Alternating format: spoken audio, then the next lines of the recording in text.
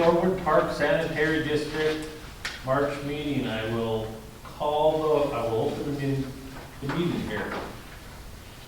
I'll start with roll call. I'm Rich Stork, I'm the chairperson. Dean Findell, treasurer. Al Powers, board member. Sue Means, board member. Tina Heidelberger, secretary. Matt Anderson, vice chair. All right, I guess we'll move right into the approval of the minutes from Tuesday, February 4th. I'm going to trust Tina that they're in good shape, so I guess I'm going to look for a motion to approve the minutes from February. Make a motion to approve. I'll second. All in favor? Aye. Aye.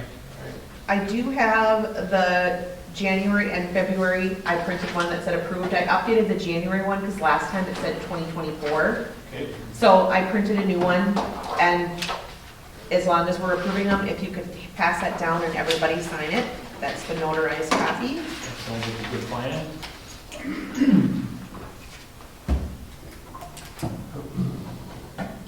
I'll move into the wastewater update. Terry's not here today, so he did send me the information on flows and some of the stuff he's been working with this month. I've been on all the emails that he's been on with the MPCA. They are continuing to work on the permit, and I did shoot out an email this month, and I think everybody's seen that we're really close on finishing, what he had to do, the results and everything. They're ready to send it to the guy that will process the permit and give us one, but they don't have anybody, so it could be a while before that happens. Could be even up to a year. So, I don't think that's necessarily a bad thing. This is the copy of the letter that I had forwarded to you guys. I forwarded this email. Okay. Just saying that it just says the letter acknowledges that Shorewood Sanitary District has completed corrective actions as prescribed. It's just saying that we've done what we're supposed to. Okay, good. Just so that, I'll just keep that on file. Oh, that'll be that'll probably go with that NOV that came in, their first Okay. one, right? Yep. Regardless of that, I think it's not necessarily a bad thing that we're working off our old permit, right? Because what's typically happened with the new one is more regulations. We'll have to start treating for phosphorus and stuff like that. So it's really just holding that off a little bit. But Terry got a good lesson on, keeping up with the paperwork, I believe. We'll sign this and then I'll get the flows and stuff.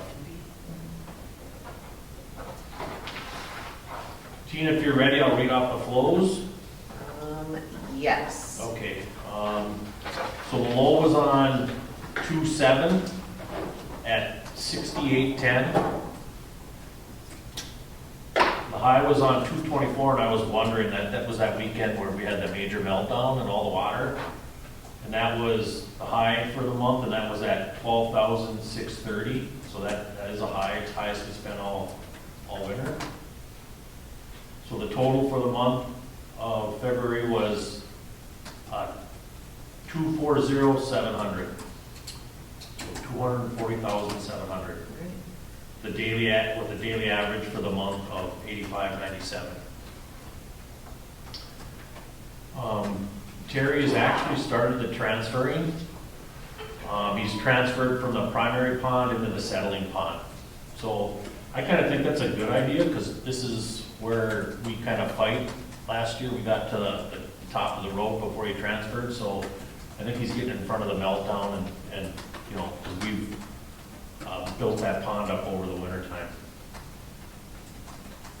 So it's the transfer from the, Primary pond to the secondary pond, the settling pond. So now that'll settle in there, anywhere from 2 to 3-4 weeks before he drops that. okay.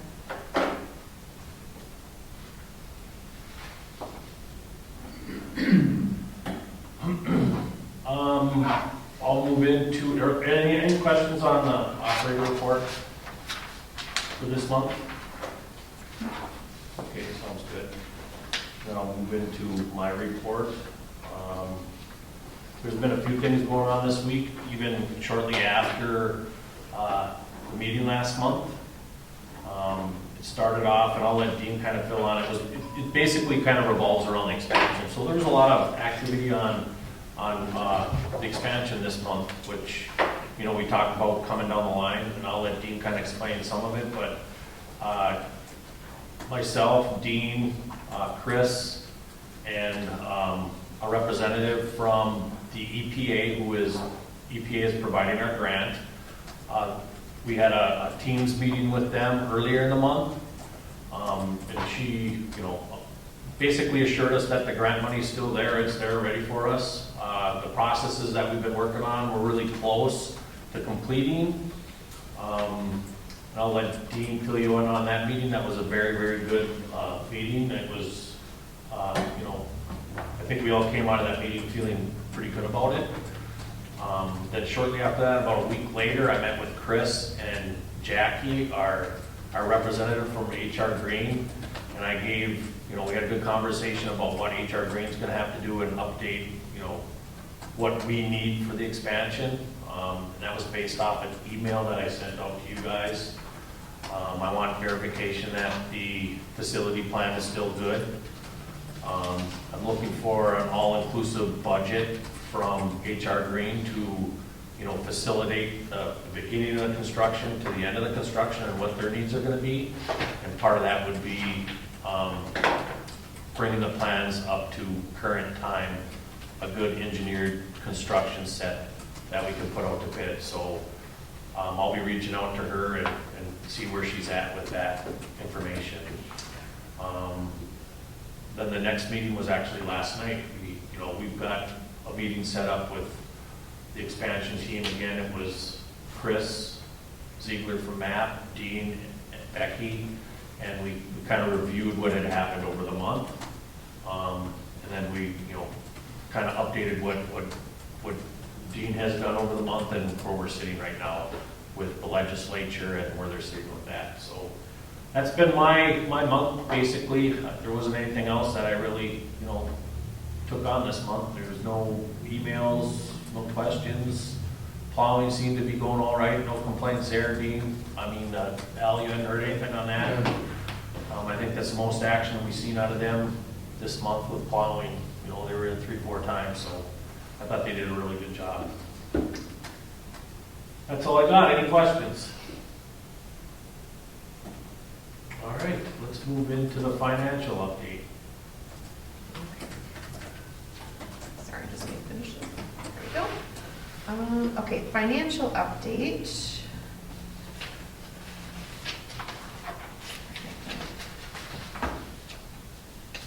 Sorry. I have the bills here. All right.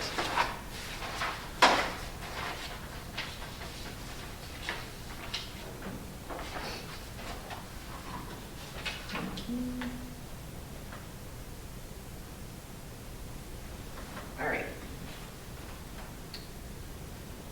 So our current checking account balance as of today was $109,486.70. Investment fund balance was $221,591.02. And our cash value was $30,704.47. Those are all up actually this month. The investment funds are. And then I have bills of East Central Energy, $219.88, which also continues to go up. I feel like we've had a huge climb in the last year when I look at a year ago today of what our bills are. So I don't know if that's just our rate of, like the rates have gone up so much, but that's just something I noticed. LJJ, I have an invoice for $1,700. And then I also have a bill from MTVL or MVTL, the Minnesota Valley Testing Labs, for the samples that Terry had sent in of $100.24. So looking for a motion to approve those, and I'll also pass down the investment fund First motion. statement. A second. All in favor of accepting the bills as presented? Aye. Motion carries. All right, we can move on to old business. Why don't I start with expansion? I think that Dean has probably a pretty good update of where things are at. Yeah, I made some notes and I'll read them off to you here. On February 11th, Rich and Becky and I had a team Zoom meeting with Chris Ziegler from MAP and Alyssa Harold, who is our EPA grant specialist. We discussed the process and the requirements to access the grant money. Chris is working on the work plan and budget, which was two of the major items that need to be completed. Yesterday, Rich and Becky and Chris and I had a Zoom meeting about the progress. We are required to take grant management training for approximately 6 hours. I have completed the training, the others have been working on it. Additional funding sources were discussed. Chris is working on a cost share waiver, which means if we end up in the parameters of the state and the federal government, we could get the 20% reduced to zero. So we wouldn't have to have the 20%. We don't know where that's going to end up, but they're working on that. Can you explain that basically in layman's term, instead of an 80%? Oh, okay. Well, basically, federal government is giving us the grant at 80%, which if it was a bill came in for $100, they'd pay us $80 for it. And we'd have to pay $20. But they have some parameters that would require them to reduce that to zero, so they would pay 100%, up to the $1.9 million. So that was kind of good news that we didn't know anything about. Yeah, and Chris is working on that. It depends on, I think, some financial records for Nassau Township and that for income averages and stuff like that. So we don't know where that's going to end up, but that's an option. And then Becky has been working on the Minnesota State bonding bill, and we have the two bonding bill numbers now. That's SF080 is the Senate, and the House is HF343. So hopefully we can get that. Becky's been sending some emails out to get our neighborhood to send our legislatures a request to get that funded. So we're hoping that'll be the case, but there's a couple of things that we're looking at to try to help us out. Tina, did you have a question? I did. Okay, so it's Chris Ziegler's working on a cost sharing, what did you call it, agreement? Or a cost sharing waiver. waiver, thank you. Okay. Which means that they would not require us to do the 20%. I think what I heard out of that, it's based on the population and total incomes of everybody within, within this population. And there's two ways they could look at it. They could look at it as Chisago County, which we wouldn't want them to do, or they could look at it as the township, which we would want them to do, right?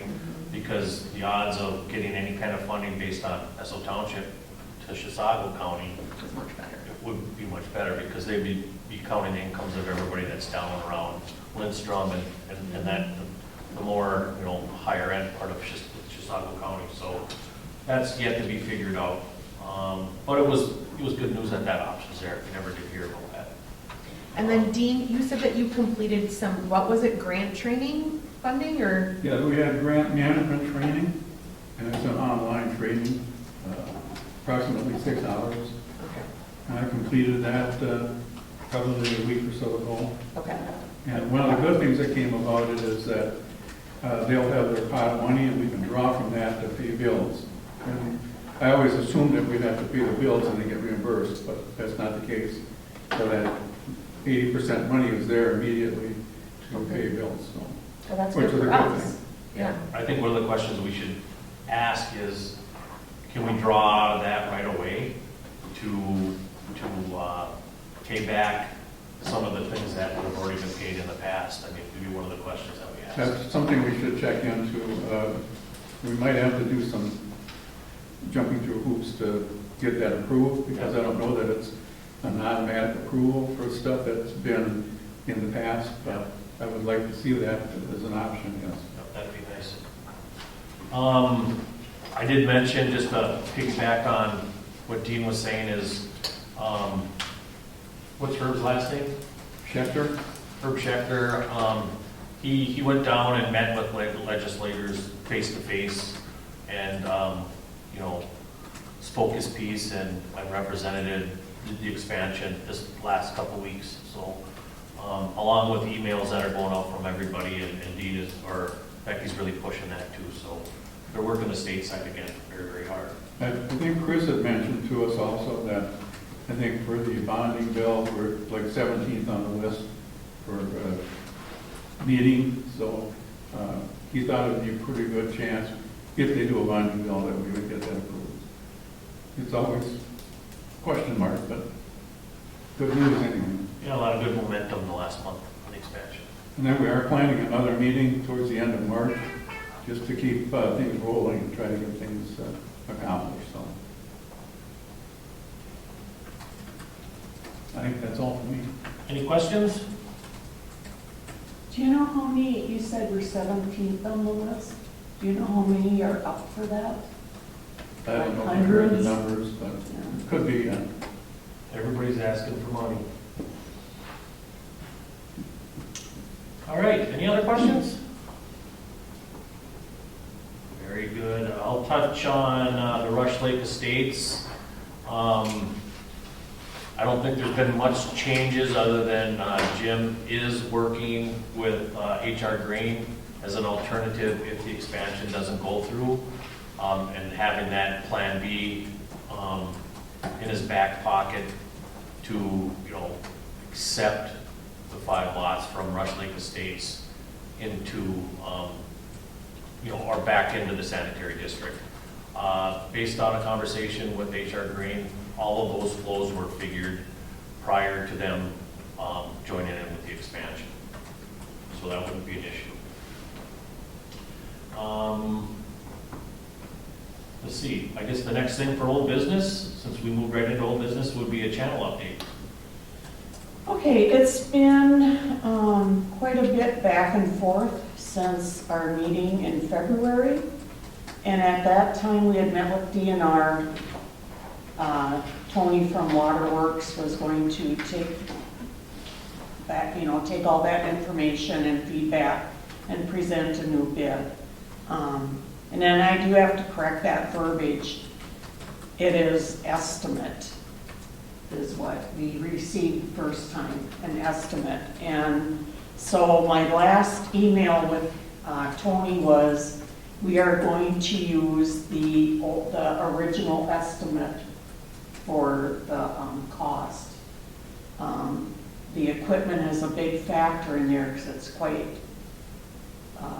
more expensive than what he was using, but they feel with the new equipment will cut back on the hours needed to do the project, and it should even out.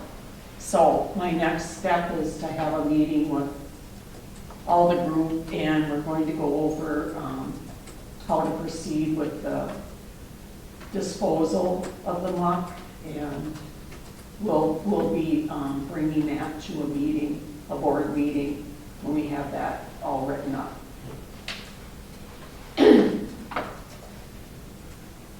That's it? Yeah, Perfect, so you're, I mean, it's still alive. still alive, that's good news. There's one thing I did miss that happened over the month. I'm reviewing some emails. There was a question from one of our residents about repairing, they're having sewage problems, if their house is backing up. And they just wanted to know if there's something the sanitary district could do. And my question to them is, do we, you know, where the breakage is, and they do, it's within their main drain. So I just want to remind people that it's the homeowner's responsibility. The pipe from the house to where it ties into our 8-inch is a responsibility of the homeowner, and that's called the main drain. And I explained that to them, and they accepted that, and they were, you know, happy that we responded. It sounds like it's basically just deteriorated. It's an older type main drain, so it sounds like they'll be getting that repaired. One other thing on old business, I reached out to Jeff and was looking for an update on any plans for, you know, a garden or a garden club on the 2-acre. And he basically said he basically backed out of it. He wasn't going to work on that plan. because there's plenty of room over here by plastiques, Mhm. and they're all together, and he's gonna utilize that. So he said, thanks for reaching out, and he would appreciate that we, concentrate our efforts on the ongoing business, which makes a lot of sense. There's a lot going on right now. So he deferred from moving forward with the garden club on that 2-acre lot. Okay, if I could add something to the channel update, Sure. that is, the proposal is to do that work mid-September to October, mid-October. Okay. Very good. That concludes any old business, unless anybody else has something that they can think of. Very good. All right. Is there anything for new business? This might be old business or new business, but the permit for the roads before the frost goes out, $1,000 deposit to bring the heavy trucks in. Are we still doing that, or are we not doing that? We're supposed to be doing that, correct? I think it was I don't know if it was, I'd have to defer to the people that dug into the old bylaws, or I know there was a rule in the past that if you're gonna be doing any construction or any kind of work on your house, that they should reach out to the sanitary district. And I guess it kind of just went away because nobody was paying that, right? The reason it came up over the last month is there were some big trucks that came in within the last 2 weeks, and they did do some damage to some other people's properties. They were able to, come together as neighbors and talk about it and take care of it. But how do we police that? I guess that's the biggest thing, is how do we police something like that? It's almost on your honor. So I guess I'm looking for suggestions on how we protect our driveway, because that's basically what our road is. Our private road is our driveway, and it's something we all have to,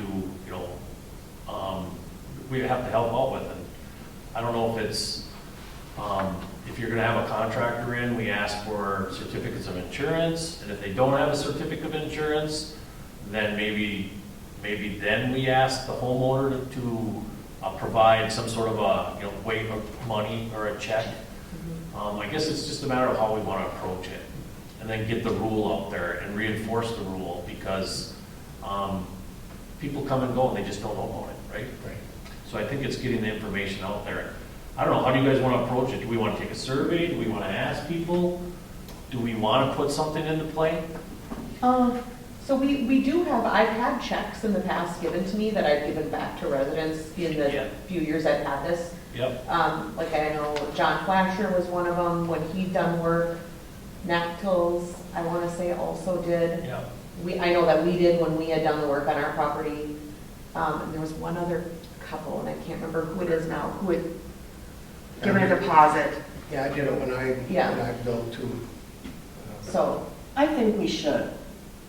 We decided to protect ourselves by, if you're helping cut wood in the park, sign something, and I think it's just the way of the world now.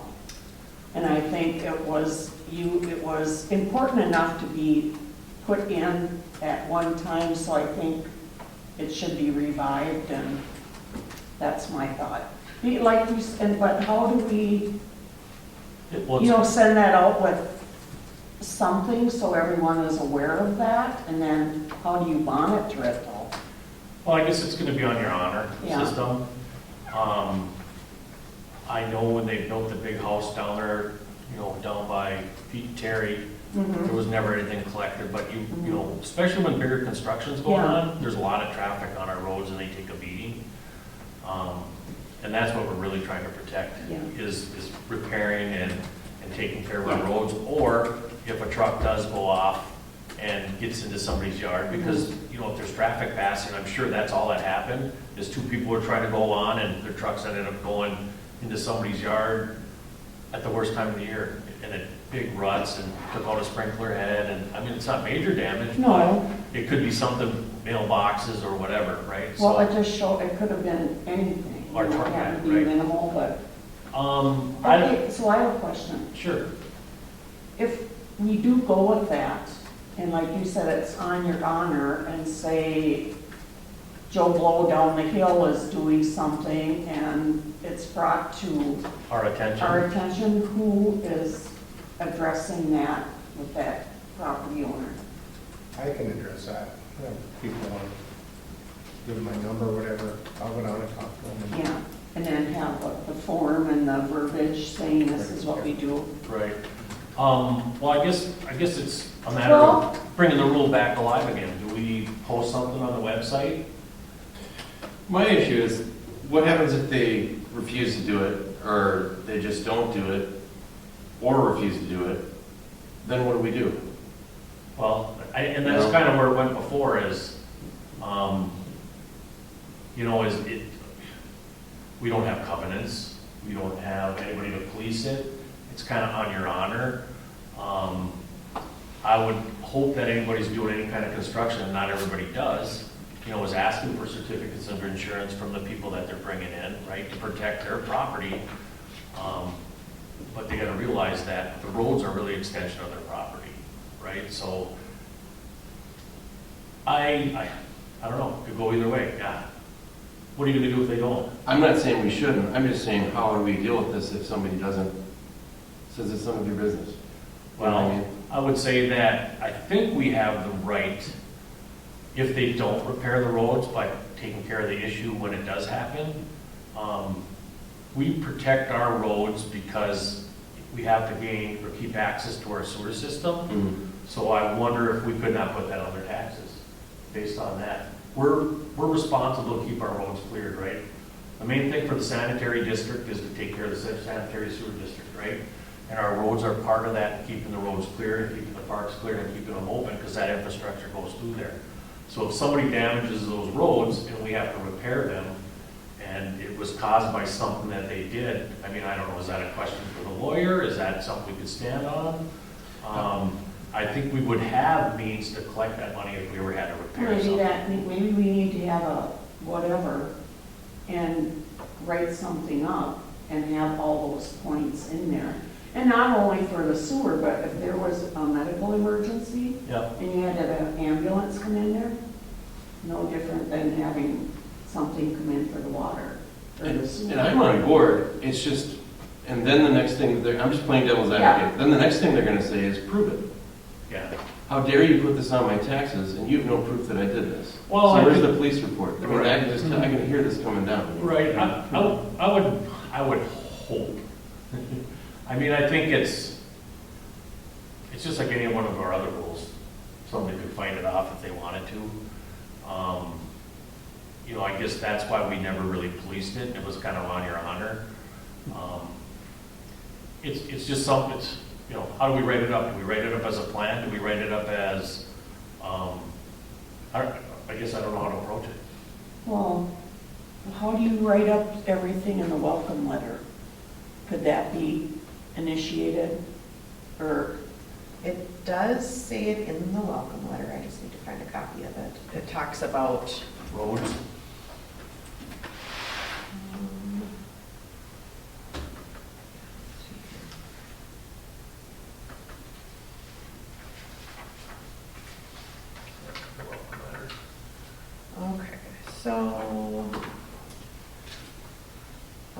okay, so it talks about road permits. If you are planning any remodeling, driveway work, etc., you will need to contact either Rich Stork or Tina Heidelberger to obtain a road permit.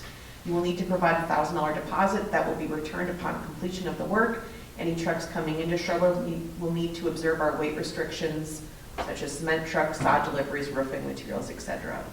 Well, I guess it's already there. Yeah. Yeah, it sounds good. Mhm. I guess then at this point, it's, if we do see something, we approach it, right? So should I add this to our next newsletter as well? Mhm. I would guess so, yeah. Okay. Pay Especially attention. since there's been something Yeah. brought up.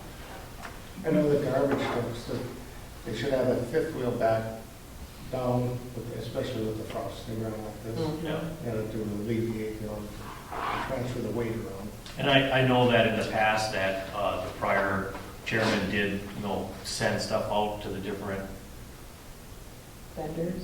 vendors, and, I mean, there's been different ideas of trying to just have one vendor in here, but I think that's hard to police too, so, this is the worst time of the year is when the frost is coming out. That's when the most damage can come into play. I think that my point of view on the garbage trucks is we need that surface. There's not much we can do. We can ask them. You can send a note to your provider. And hopefully they do comply. But again, just like anywhere else, you get different drivers in and different people coming in at a time. It's a tough one. I would say we're a community, we're all in this district, and we're all on the hook for this. Yep. So I think that everyone needs to do their due diligence when they see construction going on, to just kind of keep their eye on things, not to like spy on your neighbor, but just to keep your eye on on the people that do not live here, coming in here and damaging our property. And I think as long as everybody's diligent and caring about what happens, in every aspect in our neighborhood, I don't think it'll ever be an issue. And I think that people that do violate will be held accountable by their neighbors. And again, I think the way that it was approached this last time, I think, they came to a neighborly conclusion. So I think that's the best way to approach it. But I think we just keep the reminder in there, and if somebody's gonna do the work, we would appreciate them stepping up and providing that check in case there is damages, and we turn them right back as soon as it's done, as soon as the work's done. So I think the process is there. Let's just remind it, and we'll post it and put it in the minutes. I agree. All right. Any other I don't questions? know if I have that on the website. Um, I can't remember if I have that on the website or not. Why don't I look here? okay. And it is in the welcome letter, and it is spelled out. I have the welcome letter here. If you wanted to put the same verbiage in there, you probably have. I would want to, yes. Yeah.